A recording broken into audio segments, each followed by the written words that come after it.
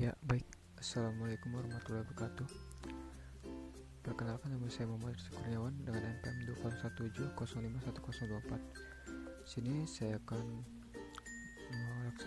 menjelaskan sedikit tentang materi tentang matematika diskrit responsi, yaitu materi 6, 7, 8, 9. Baik, langsung saja. Materi yang ke-6 tentang matriks, yaitu yang pertama matriks. Matriks adalah susunan bilangan, simbol, atau ekspresi yang disusun dalam baris dan kolom dan diapit dengan tanda kurung atau kurung siku. Suatu matriks dinotasikan dengan huruf kapital. Matriks merupakan array dua dimensi. Sebuah matriks mempunyai ukuran yang disebut dengan ordo. Ordo matriks berbentuk M kali N dengan M baris dan N kolom. Jenis-jenis matriks. Jenis matriks ditentukan oleh ordo matriks dan komponen-komponennya. Jenis-jenis matriks yaitu pertama ada matriks baris, yang kedua ada kolom, yang ketiga ada nol, yang keempat ada persegi atau bujur sangkar, yang kelima ada identitas, keenam diagonal, ketujuh segitiga atas, kedelapan segitiga bawah, dan kesembilan interior skalar. Transpose matriks. Matriks transpose merupakan matriks yang mengalami pertukaran elemen dari kolom menjadi baris atau sebaliknya.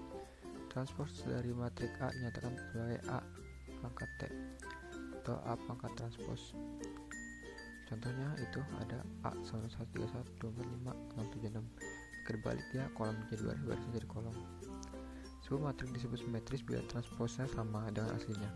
Hanya matriks segi yang bisa simetris. Oleh karena itu matriks M berukuran N kali N adalah matriks simetris bila Mij atau Mji untuk I dan J antara 1 dengan N. Operasi matriks. Yang pertama ada penjumlahan dan pengurangan matriks. Contohnya ini A plus B, A plus B, ini A min B nya.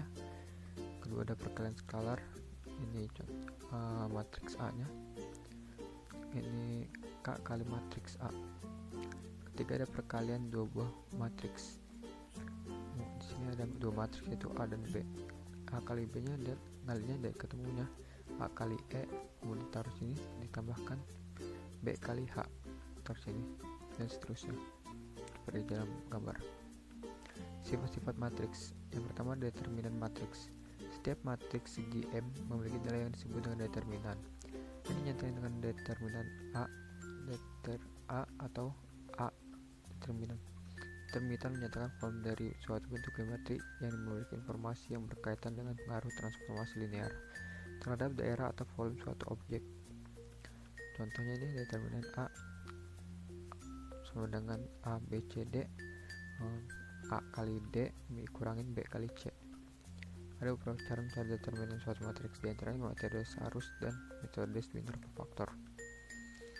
Yang kedua ada inverse matrix. Inverse matrix adalah kebalikan inverse dari sebuah matriks yang apabila matriks tersebut dikalikan dengan inverse-nya akan menjadi matriks identitas.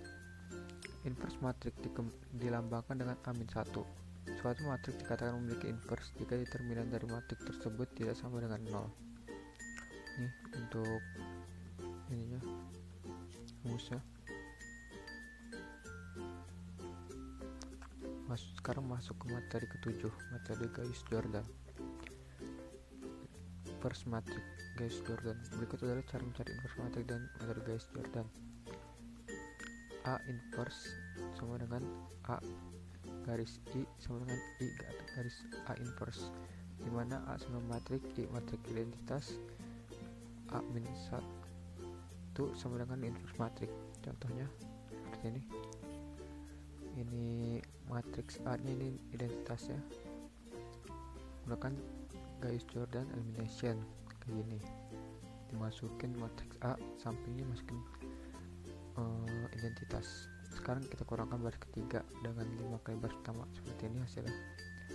Kemudian ada dari matriks kita tambahkan baris ketiga dengan 4 kali baris kedua, seperti ini hasilnya. Kemudian kita kurangkan baris kedua dengan 4 kali baris ketiga, dan kita kurangkan juga baris pertama dengan 3 kali baris ketiga, seperti ini hasilnya.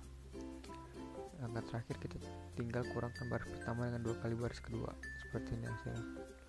Jadi informatriknya min 24, 18, 5, 20, min 15, min 4, min 5, 41. Sekarang masuk ke materi ke-8, kompleksitas algoritma. Kompleksitas algoritma, sebuah masalah dapat mempunyai banyak algoritma penyelesaian. Contoh, masalah pengurutan sort atau puluhan algoritma pengurutan. Sebuah algoritma tidak saja harus benar, tetapi juga harus mangkus atau efisien. Algoritma yang bagus adalah algoritma yang mangkus, efisien. Pemangkusan algoritma diukur dari waktu, time eksekusi algoritma, dan kebutuhan ruang space memori. Algoritma yang mangkus yang meminimumkan kebutuhan waktu dan ruang. Kebutuhan waktu dan ruang suatu algoritma bergantung pada ukuran masukan dalam kurung n yang menyatakan jumlah data diproses. Pemangkusan algoritma dapat digunakan untuk menilai algoritma yang bagus dari sejumlah algoritma penyelesaian masalah. Model perhitungan kebutuhan waktu. Menghitung kebutuhan waktu algoritma dengan mengukur waktu sesungguhnya dalam 1 detik ketika algoritma dieksekusi oleh komputer bukan cara yang tepat. Alasannya, setiap komputer dengan arsitektur berbeda mempunyai bahasa mesin yang berbeda. Waktu setiap operasi antara suatu komputer dengan komputer lain tidak sama. Kompiler bahasa pemrograman yang berbeda menghasilkan kode mesin yang berbeda. Waktu setiap operasi antara kompiler dengan kompiler lain tidak sama. Model perhitungan waktu. Model abstrak pengurutan waktu atau ruang harus independen dari pertimbangan mesin dan kompiler manapun. Besaran yang dipakai untuk menerangkan model abstrak pengukuran waktu atau ruang ini adalah kompleksitas algoritma. Ada dua macam kompleksitas algoritma, yaitu kompleksitas waktu dan kompleksitas ruang. Kompleksitas waktu n diukur dari jumlah tahapan komputasi yang dibutuhkan untuk menjalankan algoritma sebagai fungsi dari ukuran masukan n. Kompleksitas ruang S dan kurung n diukur dari memori yang digunakan oleh struktur data yang terdapat di dalam algoritma sebagai fungsi dari ukuran masukan n. Dengan menggunakan besaran kompleksitas waktu atau ruang algoritma, dapat menentukan laju peningkatan waktu dan ruang yang diperlukan algoritma dengan meningkatkan ukuran masukan n. Ukuran masukan n jumlah data yang diproses oleh sebuah algoritma. Contoh algoritma pengurutan 1000 elemen larik maka n sama dengan 1000. Contoh algoritma TSP pada sebuah graf lengkap dengan 100 simpul maka n sama dengan 100. Contoh algoritma perkalian 20 matrik berukuran 50-50 maka n sama dengan 50. Dalam praktek perhitungan kompleksitas, ukuran masukan dinyatakan sebagai variabel n saja. Kompleksitas waktu. Jumlah tahapan komputasi dihitung dari berapa kali suatu operasi dilaksanakan di dalam sebuah algoritma sebagai fungsi ukuran masukan n. Di dalam sebuah algoritma terdapat bermacam jenis operasi. Yang pertama ada operasi baca tulis, operasi aritmatika, operasi pengisian nilai, operasi pengaksesan alamat larik, operasi pemanggilan fungsi dan atau prosedur, dan lain-lain. Contoh operasi khas di dalam algoritma. Pertama ada algoritma pencarian di dalam larik. Operasi khasnya perbandingan elemen larik. Yang kedua ada algoritma pengurutan. Operasi khasnya perbandingan elemen, pertukaran elemen. Yang ketiga ada algoritma penjumlahan dua buah matrik. Khasnya penjumlahan. Algoritma perkalian dua buah matrik. Khasnya adalah perkalian dan penjumlahan. Kompleksitas waktu dibedakan atas 3 macam. Ada Tmax, kompleks waktu untuk akses terburuk, worst case, kebutuhan waktu maksimum, Tmin untuk best case, kebutuhan waktu minimum, Tavg dalam kurung n, kompleksitas average case, kebutuhan waktunya secara rata-rata. Kompleksitas waktu asimptotik, tinjau T dalam kurung n sama dengan 2n pangkat 2 tambah 6n per 1. Membantu pertemuan Tn dengan n pangkat 2. Ini perbandingannya. Untuk n yang besar, tumbuhan Tn sebanding dengan n pangkat 2. Pada kasus ini Tn tumbuh seperti n pangkat 2 tumbuh. Tn pangkat T dalam kurung n untuk seperti n pangkat 2 tumbuh saat n bertambah. Kita katakan bahwa Tn berorder n pangkat 2 dan kita tuliskan Tn O n pangkat 2. Notasi O disebut notasi O besar, big O, yang merupakan notasi kompleksitas waktu asimptotik.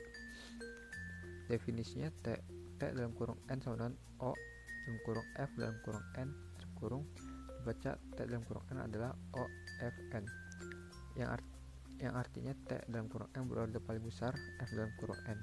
Bila terdapat konstanta C dan n 0 sedemikian hingga Tn kurang dari C F n untuk n lebih dari sama dengan n 0. Fn adalah batas lebih atas upper bound dari Tn untuk n yang besar.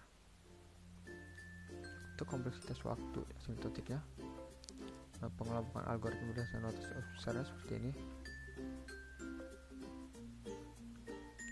Untuk ukuran spektrum kompleksitas algoritma adalah sebagai berikut. Materi ke-9, graf. Pendahuluan, graf digunakan untuk mempresentasikan objek-objek diskrit dan hubungan antara objek-objek tersebut. Representasinya, objek menggunakan noktah, bulatan atau titik, kemudian hubungan antara objek dengan garis. Ini. Graf G didefinisikan sebagai pasangan himpunan. VE ditulis dengan notasi G sama dengan VE. VE adalah himpunan dari kosong dari simpul, himpunan sisi yang menghubungkan sepasang simpul. Graf trivial adalah graf hanya mempunyai satu buah simpul tanpa sebuah sisi. Simpul pada graf dinomori dengan huruf bilangan atau huruf dan bilangan. Sisi yang menghubungkan simpul U dan simpul V dinyatakan dengan pasangan UV atau dinyatakan dengan E1, E2 dan seterusnya, sehingga dapat tulis E sama dengan U, V. Jenis graf berdasarkan ada atau tidaknya gelang. Pertama ada graf sederhana. Graf tidak mengandung gelang maupun sisi ganda. Sisi adalah pasangan tak terurut. Yang kedua ada graf tak sederhana. Graf yang mengandung sisi ganda atau gelang. Ada dua macam graf tak sederhana, yaitu graf ganda, multigraf, dan graf semu. Berdasarkan orientasi arah pada sisi, graf tak berarah. Graf yang sisinya tidak mempunyai orientasi arah, pasangan simpul yang dihubungkan oleh sisi tidak diperhatikan. Untuk graf berarahnya, graf yang setiap sisinya diberikan orientasi arah biasanya disebut dengan busur arc. Busur U, V, simpul U, simpul asal, simpul V itu untuk simpul terminalnya. Kardinalitas graf. Kardinalitas graf adalah jumlah simpul pada graf, dinyatakan dengan N V. Jumlah sini dinyatakan dengan M dengan E. Terminologi istilah dasar. Ngajakin bertetangga. Yang kedua ada insiden beresisian. Tiga ada isolated vertex, simpul terpencil. Yang keempat ada null graph atau empty graph, graf kosong. Yang kelima ada degree, derajat. Yang keenam ada path, lintasan. Yang ketujuh ada siklus atau circuit. Yang ke-8 ada connected atau terhubung. Ke-9 subgraph atau upagraph, dan komplement upagraph.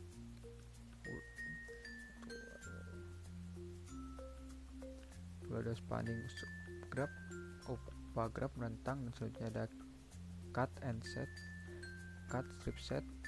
Yang selanjutnya ada weighted graph atau graph berbobot. Graf sederhana khusus. Pertama ada complete graph, graf lengkap. Yang kedua ada graf lingkaran. Ketiga ada regular graph, graf teratur. Yang keempat ada bipartite graph, graf bipartite. Oke, sekian saja yang dapat saya jelaskan dari materi 6, 7, 8, dan 9. Kurang lebihnya mohon maaf. Saya akhiri. Wassalamualaikum warahmatullahi wabarakatuh.